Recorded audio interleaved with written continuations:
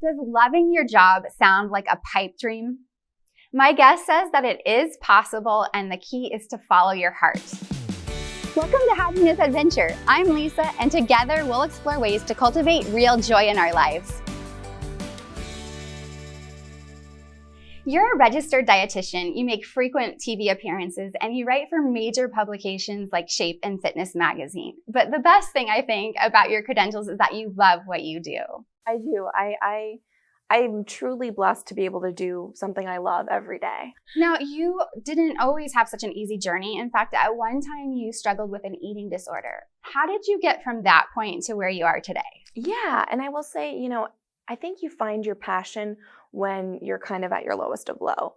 And that lowest of low for me very early in life was at 13.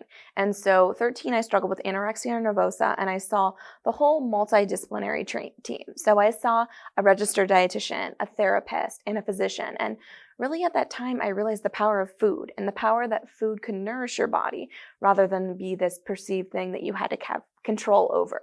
And so at 13, when I saw the dietitian, I thought, this is what I want to do with my life. Were there bumps in the road where you questioned if you were on the right path?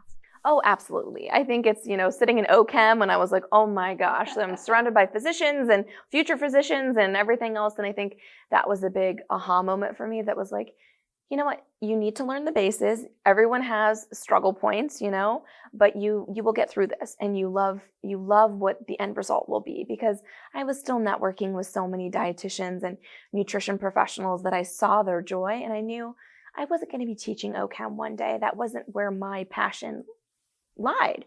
My passion was totally different, and you just have to get through some of the grunt work too.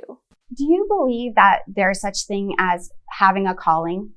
I truly do. Like I said, when I was 13 and I saw that Gwen was her name, she was a registered dietitian, and knowing her at that time, I believe that was my calling, And then there got to a point in my personal life that I just knew it wasn't my calling anymore. So actually at that time, I started switching into a lot of things that I was already doing on the side, communications and more of the broadcast and writing. I always loved all those components. How did following your heart in those decision moments help you?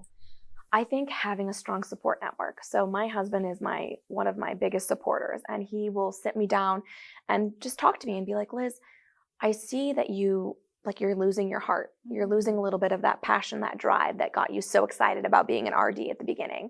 And so having those real life conversations and just being like, evaluate where you are. Your career path can shift. Your happiness will shift in what level you have with different jobs.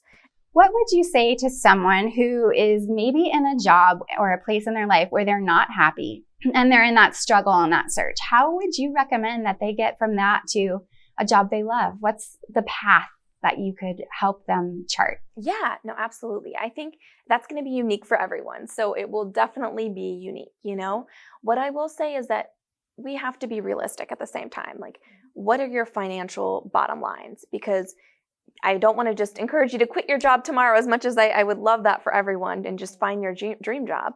But I will say, if you figure out your bottom line and what you need to do, and how are you actively working towards what that passion, that thing that lights you up inside. Because if you, for instance, love teaching, and say you're working as an electrician right now, but you really want to teach or whatever it is, then go figure out how can you teach maybe a skill that you're using every day right now. Can you train new employees? Can you do some of the things that will help set you up for eventually getting into the teaching path, if you can't just leave your day job right then. Now, when you finally bite the bullet, it's when you know that you're going to take a risk. Regardless, you're going to take a risk. For me, I will admit I did have a nice cushion because my husband had a full-time job. And so I didn't have to worry about insurance, I didn't have to worry about medical insurance and things like that. Whereas when I counsel my mentees, I say, look at it this way. What can you actively do realistically without burning yourself out on the side? Can you devote 10 hours a week to building a blog, to developing recipes so you can show your skills? And then from there, can you go part-time and then go part-time in your business and build up your practice and just see what works for you, because that teeter-totter is going to be different for every single individual. Absolutely.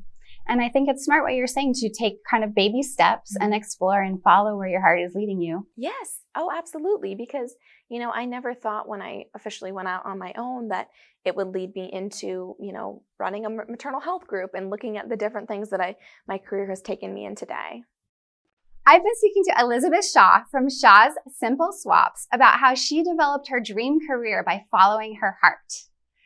The links to all of her resources, including her wonderful website, Shaw's Simple Swaps, are in the description box right below this video. And I have to tell you that Liz loves desserts, so that's really fun. And there's some awesome dessert recipes on there. While you're there in the comments section, I'd love to hear from you what you think about having a calling. Do you believe that we all have a calling? And if so, do you know what yours is? If this video could be helpful to someone you know, please like and share it.